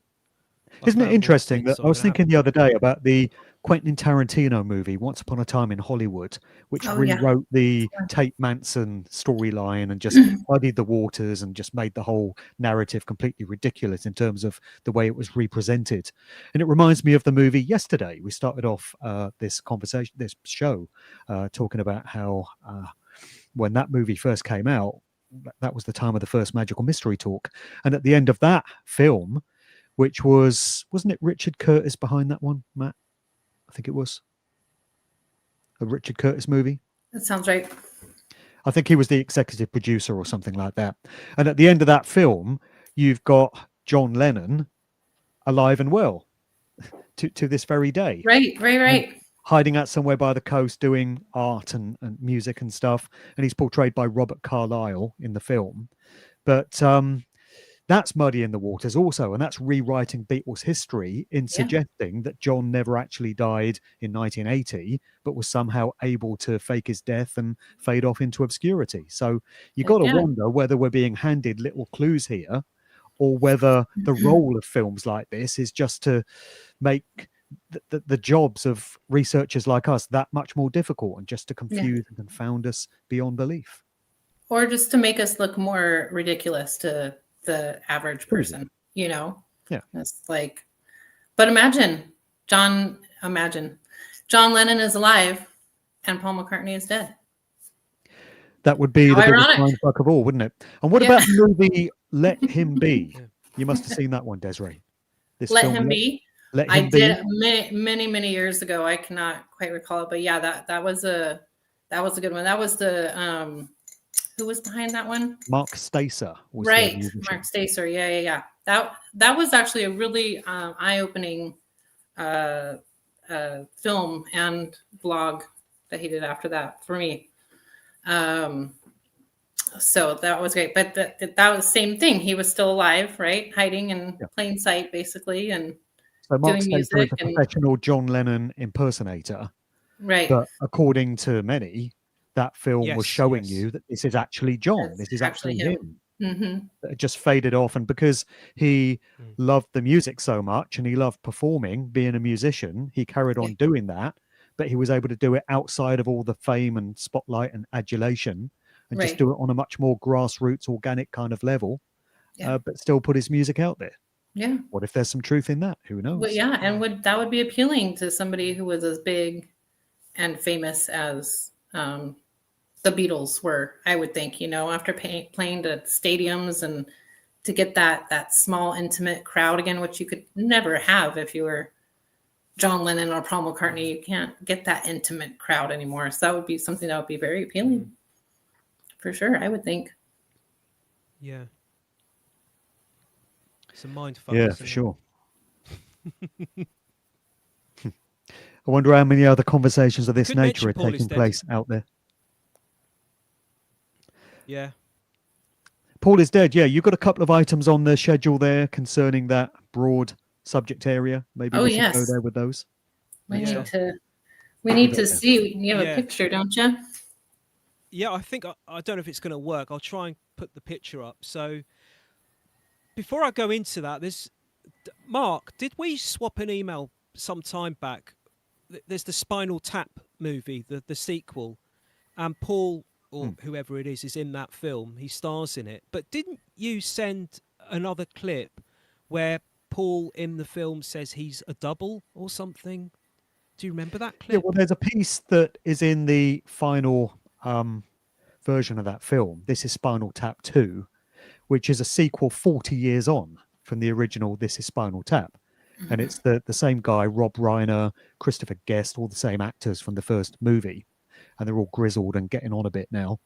And they're in the studio and they're talking about the curse of the drummer, first off, this sort of rock music trope whereby the drummer in a big rock band is always the most unfortunate member and is usually the one to go before their time, which is actually true in quite a lot of cases. But they're all rehearsing in the studio for this comeback concert that they're going to be doing. And as well as the real Elton John turning up in the movie, the real Paul McCartney, or is it, at least who we think of as the real Paul McCartney, turns up. And he's kind of interacting with the guys in the studio. And they notice him through the glass and they say, is that Paul? And he goes, well, it's one of them. So there's a little inside nod, likes of us, I guess, a little inside joke. And it's just playing into this whole idea, the whole mythos of Paul McCartney being dead. So yeah, but not only that, he says it's one of them, which implies there's more than one. There's So more there's than one. more than one double. Yeah, Right. that the other Paul didn't die. That there's actually more doubles. So Right. it's bringing that. That's introducing that side of the line of thinking into the mainstream under the spotlight.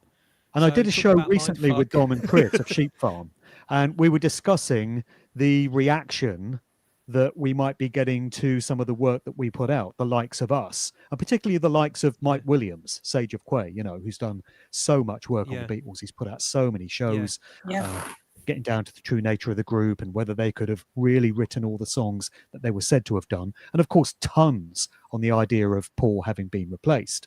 And I wonder if when we get little sly nods such as this in mainstream movies, it could actually be a direct reaction to what the likes of Mike and maybe us and others are saying in our shows. It's like a little coded comm that's being sent back to us. You have to wonder. So Makes me wonder anyway.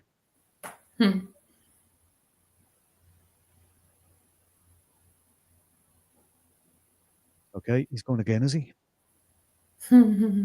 Tony Davenport says there are two guys you need to speak to. One is called Mark Windows. Mark Windows does not like me, so that's not going to be happening. Yeah, me and Mark Windows do not see eye to eye.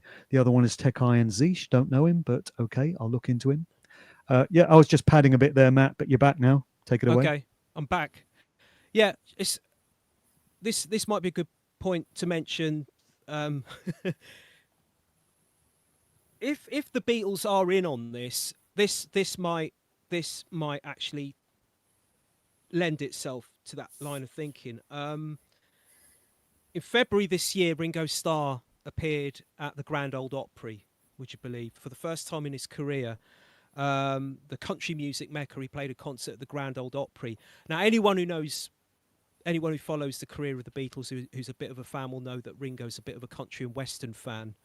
For example, in the Beatles, he recorded country style songs when he was given his quota of 1 or 2 songs on a Beatles album.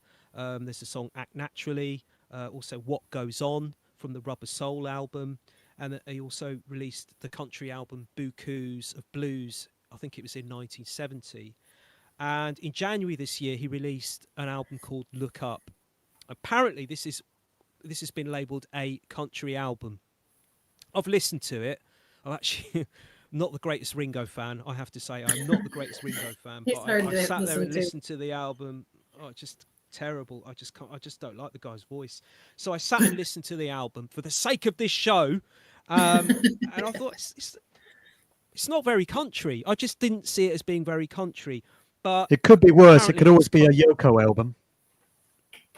I don't know. I think I'd rather opt for Yoko, to be honest. If it was a Yoko and Ringo duet album. Give me Ringo. Oh, Give me Ringo over Yoko. Oh, make it stop. So yeah, apparently this new album he released earlier this year, Look Up, is a country album because it's got country or called it sort of artists guesting on the album who are from that world, such as Billy Strings is on the album, Molly Tuttle. And it did get to number 2 in the country album charts. And on the cover, it's got Ringo with a cowboy hat on. So it's got to be a country album if he's got a cowboy hat on the front cover. Anyway, so yeah, he sang at the Grand Ole Opry earlier this year.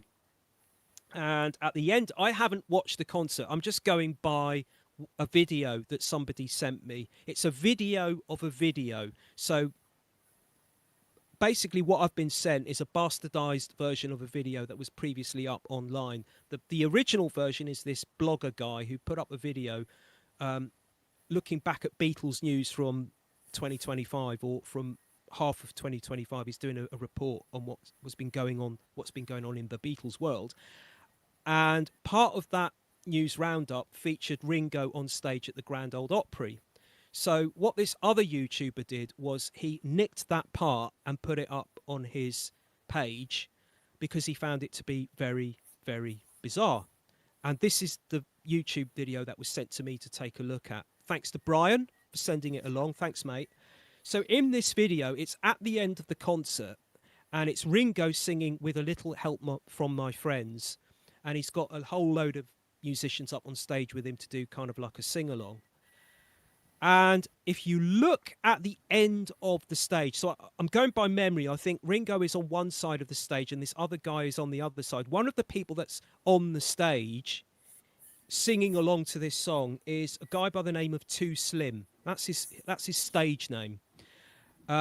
Too Slim, aka none other than Fred LeBour, the man who is credited with quote unquote inventing a lot of the Paul is dead clues back in 1969 when the conspiracy theory, the car crash conspiracy theory went mainstream, was born. So he's effectively one of the people that is responsible or credited with helping to make that conspiracy theory a reality. So the question then beckons, so what is Fred LeBour doing on stage with Ringo? So what's he doing there? So for anyone who's not they supposedly aware of had no connection whatsoever, correct? But prior to this, like they didn't know each other. They weren't friends. They weren't. I don't know. I tried to play devil's advocate and say, okay, well maybe Fred just jumped on stage because he was dressed like a country and western singer. I think I've got a picture of him somewhere. I'll try and bring it up so you can see it. He's dressed flamboyantly, I think is one word you could say. He's got this very flamboyant country, like a rhinestone cowboy type outfit on. It could just be I'm playing devil's advocate here. I'm not saying this is what happened. It could just be that Ringo didn't know that the guy jumped. Maybe he just jumped on stage uninvited. And given that he is this guy who is called Too Slim, who's a country and Western musician, it could be that everyone knows who he is at the Grand Ole Opry. So they saw him jump on the stage. Officials saw him jump on. Oh, leave him, let him. Oh, it's all right. It's only Too Slim. We know him. He's okay. He's not trouble. So it could be that he just invited himself onto the stage. But what the problem with that is that I did a bit of looking on the internet, a bit of searching, and I found a YouTube page. I think the name of the band that he belongs to is Riders in the Sky. I think that's the name of the band that Fred belongs to. I think they're called Riders in the Sky. Anyway, I managed to find a Facebook post of Fred LeBour standing next to Ringo in a passageway, posing for the camera. So this is staged. It's not a case of Fred ran up to Ringo and kind of invaded the space. It looks like they posed for this. It was arranged, as I say. It looks like it could be backstage somewhere. Could be backstage of the Grand Ole Opry, because Fred is dressed in the same costume as he is on stage when he sings along to the song. I've got a picture of it here. I don't know if it's going to come up. I'll post it in now. I'll try and post it in now. Let's see if I can do it. Slides and image. Right. Let's try and do this. I've got the picture here.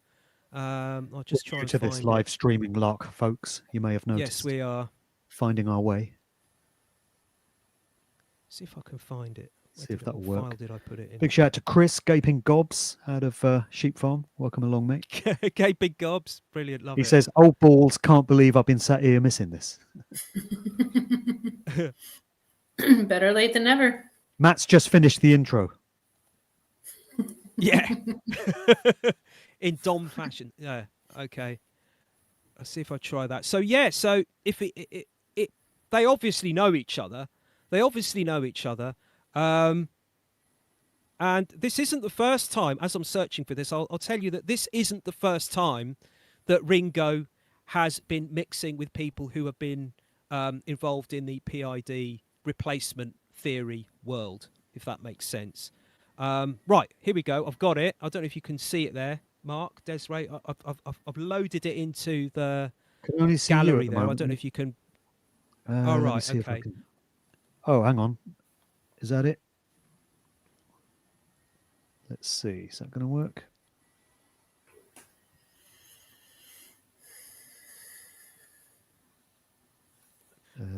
So far it's not. While you're doing that, I'll just let you know that this isn't the first time that Ringo has been mixing with people who have been. There you go. So that's Fred LeBour, the guy with the cowboy hat. This is the man who, back in the 60s, was part of the original creators of what we call the PID conspiracy theory. So right. What happened was, back in September 69, so the rumor had been going around on the college campuses, apparently, so we're told, from about 1966 onwards, that Paul McCartney was dead. And in 1969, in September 69, there was an article in a college newspaper that was written by a guy by the name of Timothy Harper.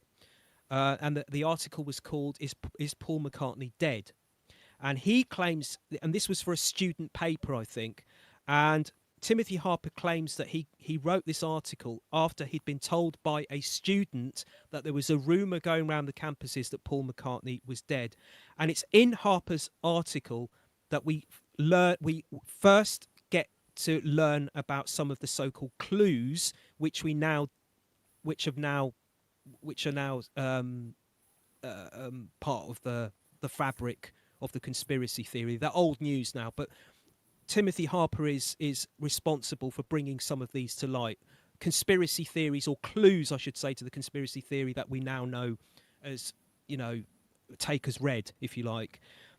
Some of the clues, the so-called clues that he included in this article, include if you look on the back of the Sgt. Pepper album, you've got John, George and Ringo facing the camera, and then you've got the guy who's got his back facing the camera, and that's supposed to be Paul's replacement, and he's not looking towards the camera because it's not him, it's a replacement, so he doesn't want to draw attention to the fact that he looks a bit different.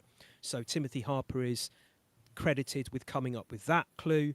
He's also credited with coming up with the clue on the front cover of the album, where you have the bass guitar, the floral representation of a bass guitar, making it look like it's a grave side because it's all floral on the front of the cover. And he's also the man who's credited with coming up with the Revolution number 9 clue, where if you play the man saying number 9 on the White Album on the track Revolution 9, if you play that backwards, it says "Turn Me On, Dead Man."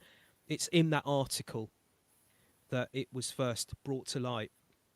So what happened was that article came out, and then a few weeks later, a student phoned a radio presenter by the name of Russ Gibb and said to him, "Hey man, have you heard about these rumours that Paul McCartney's dead?" And the DJ, I think, said no. He says, "Go on, put Revolution 9 on and play it backwards." And it says, "Turn me on, dead man." So that's what he did.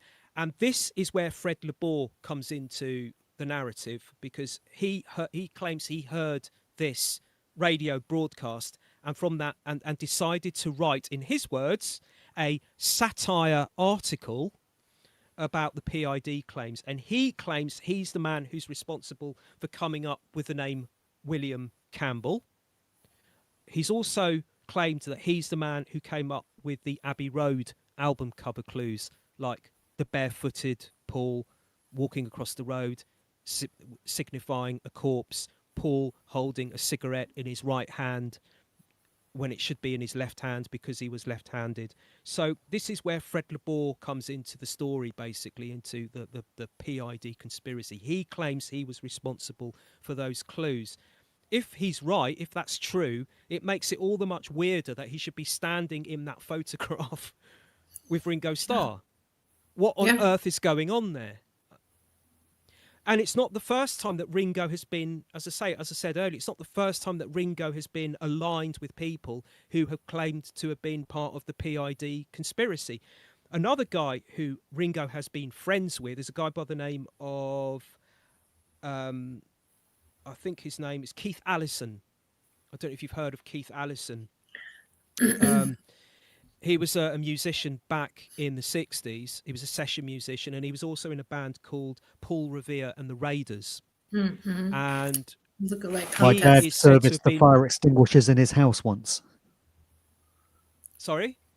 My dad serviced the fire extinguishers in his house once in the 80s. Wow. That's a coincidence. Wow. So are you in on this as well? Right. That's it. Got you. Bang to rights, Mark. My cover's blown. So your cover's blown now. That's it. Mark is dead. MID. So yeah, Keith Allison it's claimed that Keith Allison was one of the Paul replacements because he really looks like Paul McCartney, apparently. And I wrote an article about this ages ago. It was called Doubles, Decoys and Disguises, an article about PID and doubles and decoys being brought in, perhaps. And Keith Allison, it was a 2-part article series, and Keith was featured in part 1 quite extensively. And from what I found, having looked into him, was what happened was he used to appear as a musician on a show called Where the Action Is in the mid-60s, which was like a music show in the US. And people started to write in saying, hey, that guy who's in that band, he really looks like Paul McCartney. And he's actually appeared in 1965 through to about mid-66. So you could say a few months before Paul is claimed to have died in the car crash in late 66. Keith Allison actually appeared in some music magazine articles where the headline actually reads, Paul lookalike Keith Allison. If you go to my website, The Occult Beatles, and look for this particular article, Doubles, Decoys and Disguises, Part 1, you'll see that I've made screenshots of those magazine articles. But back then, back in the mid-60s, this Keith Allison guy was being touted, was being credited as looking really a lot like Paul. So, and another few internet sources I looked at that I came across claim that Allison was the winner of a Paul McCartney lookalike contest as well. And according to the site IMDb, Internet Movie Database, it claims that the contest was sponsored by Dick Clark, who was a music presenter in the States in the 60s, I think. Also, it was also sponsored by the American teen magazine Tiger Beat and the Beatles. But I haven't been able to find any other source whether that's true or not. So it's claimed that Keith Allison was one of the early replacements for when Paul was replaced, that he won this talent contest and Keith Allison was brought in. Thing is, and this is according to Keith Allison, Allison was friends with Ringo to the point that, to quote Allison, quote unquote, on and off, they shared an apartment together in the 1970s.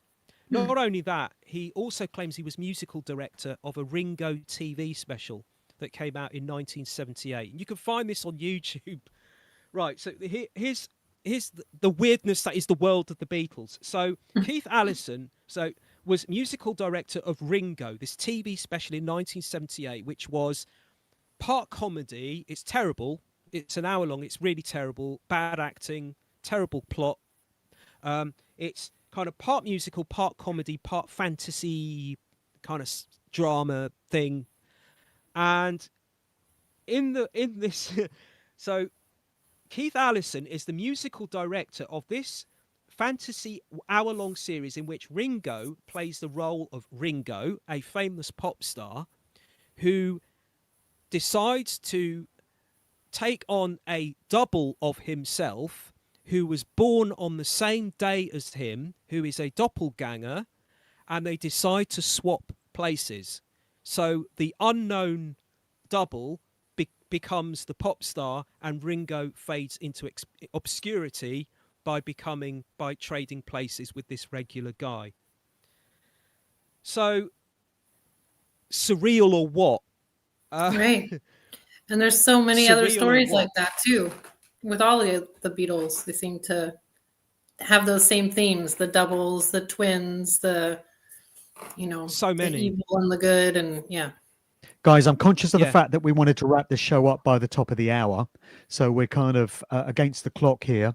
And I thought a good place to kind of start to wind up would be to address a question that we've had from Shirley in the chat, saying, what is the biggest question you could ask Beatles related and have it answered 100%?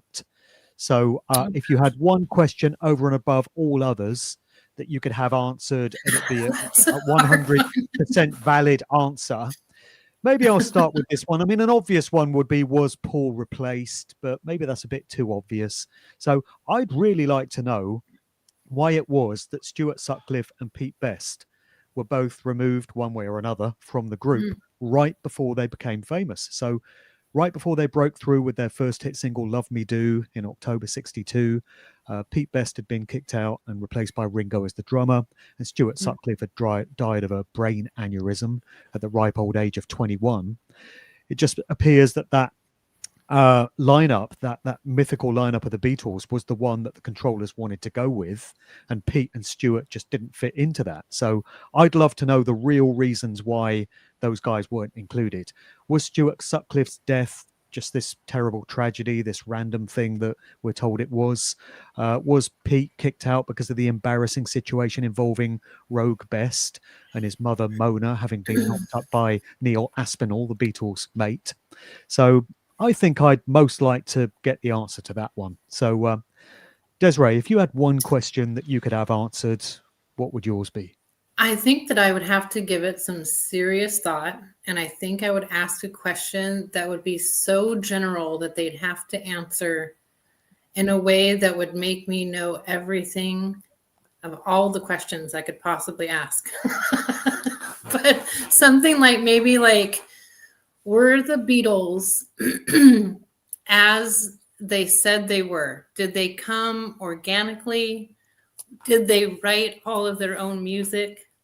Were they backed by nefarious sources, or was this completely as as we've been told, 4 lads from Liverpool, excuse me, 4 lads from Liverpool who just happened to hit the biggest, most successful, greatest band there ever was and probably will ever be. Is that really what happened? That's and more then than I think one question. well, right, like, you know, did they come the way that it's been told to us? Were they an organic band that hit it big, or were there other sources propping them up? And I think by a question like that, if it was answered honestly, and we were given the answer, no, that's not how it was, then I think a lot of things could probably fall into place, just knowing that it was all kind of a farce from the beginning, if that's what happened. Right. I wonder if we'll ever get the answers to those. I Probably don't know. not. Eh? Probably not. We'll keep asking the No. questions, though. Yeah. Yeah. Matt, What about would you, your Matt? question be? Oh God. Oh, I don't know because there's so many. It's suppose. hard to narrow down one. It's so hard, and I feel for you, Desiree, because on the spot or what, hey? Trying to come up with. Yeah. Okay. Off the top of my head, I suppose because I've been looking into the '60s counterculture in the UK for signs that it was a psyop. The Beatles would have had to have been part of that psyop if it was a psyop, because they were the flag wave bearers of the '60s counterculture movement, not only for Britain but for America as well. If it hadn't have been for the Beatles, the counterculture movement, the so-called counterculture movement of the '60s, wouldn't have been as big as it was, I would argue. So that's It the may not promotion of have even LSD. It might not have even happened. Mm-hmm. So that would be my question. Were the Beatles willing or unwilling, unconscious agents of a drive to socially engineer through the '60s counterculture? Because if that question were answered, then that would answer the question of the whole general question: was the '60s counterculture a complete psyop? Do you know what I mean? That would answer just one question, but it would answer another huge question overhanging. Yeah. I think I'll go with that for now. I might be Maybe might a have different subsidiary question to tomorrow, that but could be that'll do for now. a subsidiary question could be Yeah. the Butcher cover. What were you thinking? That's a good one. Yeah. Why? Why? I mean, I've heard of avant-garde art and counterculture, but even so, Yeah. Especially knowing what we know now in this day and age. right. What were they Things we've trying to come say to with discover that? in more Yeah. recent times. Yeah. Yeah, absolutely. Yeah. Yeah, for sure. And with regards to Pete Best, oh gosh, another of those weird things. This is just something that's only come to my attention in the last few days. You know that new film that's coming out? There's a new film that's coming out. It's going to be called The Beatles, a 4-film cinematic event. And it's a film, they're biopics, basically. One on John, one on Paul, one on George, and one on Ringo. And it's going to be directed by Sam Mendes, the guy who directed a couple of the Bond films. I'm not sure when these films are coming out, but people have already said with a slight smile on their face, so who's going to go and see the Ringo film? They're all going to be released separately from each other. They're going to be staggered interesting. over a series.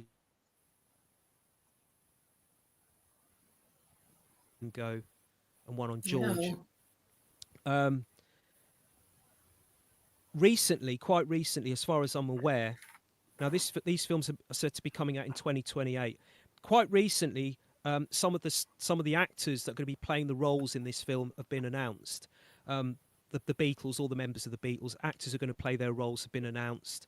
Also, people who are going to play Yoko Ono, Linda McCartney, the Beatles producer George Martin, Derek Taylor, who was the Beatles' trusted PR man, Mal Evans, their trusted gopher roadie.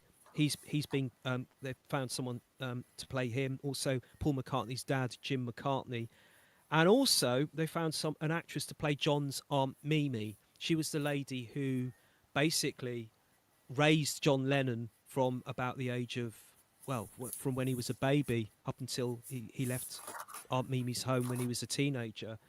The actress who's been found to play the role of Aunt Mimi is Leanne Best, niece of Pete Best. Pete Best. Mm-hmm. So That's again, we have this weird, we've got this weird interconnection thing going on. So here we've got Pete Best, this guy who was with the pre-fame Beatles from 1960 through their days in Liverpool, Hamburg. The Beatles signed their record contract and he gets kicked out because supposedly he's not a very good drummer. And George Martin, the producer, said to Brian Epstein, this is the official story, by the way. He said to Brian Epstein, look, we can't have Pete Best in the band in the studio because he's not a very good drummer, but you can do what you want with him on stage. But when it comes to the studio, I'm going to have a session drummer come in and play the parts.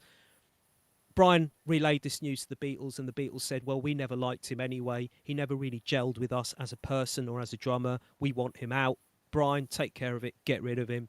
We want Ringo. That's the official story. But of course, there's all these conspiracy theories whirling around that there was more to it.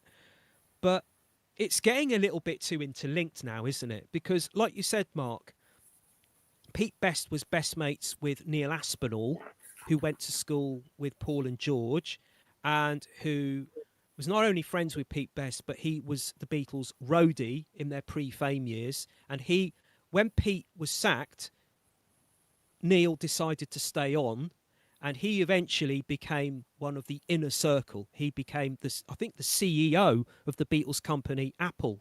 He was like the gatekeeper of the Beatles, and he was with Apple right up until he died in the 2000s. So he was number one, or one of the top gatekeepers, inner circle of the Beatles. Former or best friend of Pete Best. At the same time, he was having an affair with Pete Best's mum, pre-fame Beatles years, and they had a child who they named Rogue, R-O-A-G, who now runs a Beatles museum in Liverpool, if I'm not mistaken. And it's his daughter who is Leanne Best.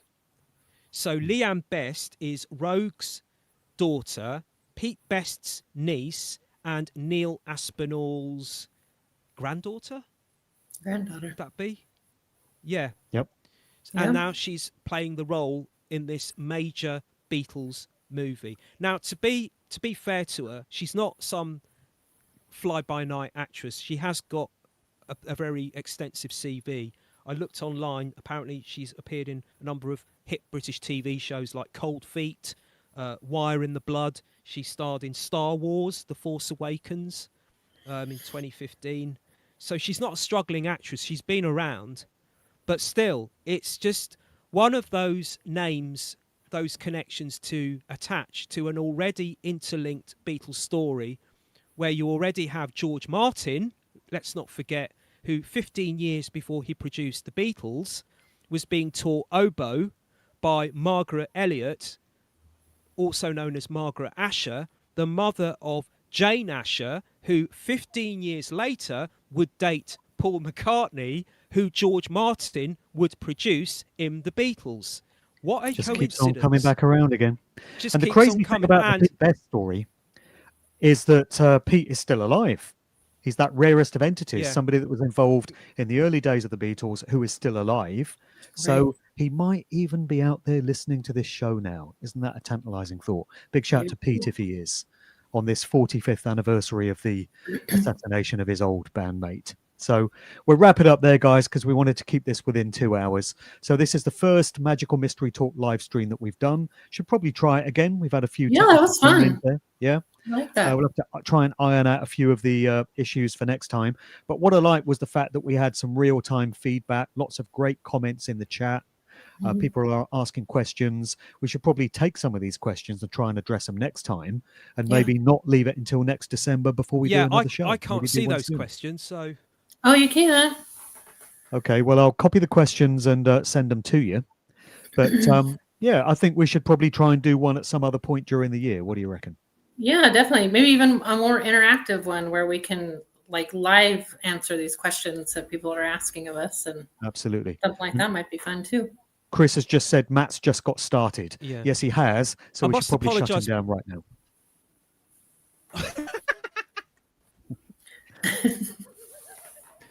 All right. Apologies if I'm looking a little bit. It's just that you're cutting out, and I'm not sure if you can hear me or not. So Yeah, stop I think talking you've been just in giving case I'm people talking over you. So epileptic if I'm fits looking with like your that, lighting, from what they're saying. People have been Really? having Okay. yeah, some comments about your lighting. But anyway, yeah, great show. Okay. Glad we did it. Thanks for watching, everyone. Thanks for all your comments. For anyone watching this after the event on YouTube, hope you've enjoyed the show. Come back for more. We'll do this one again some point soon. Thanks for watching. Cheers. Thank you. Bye, folks. Bye.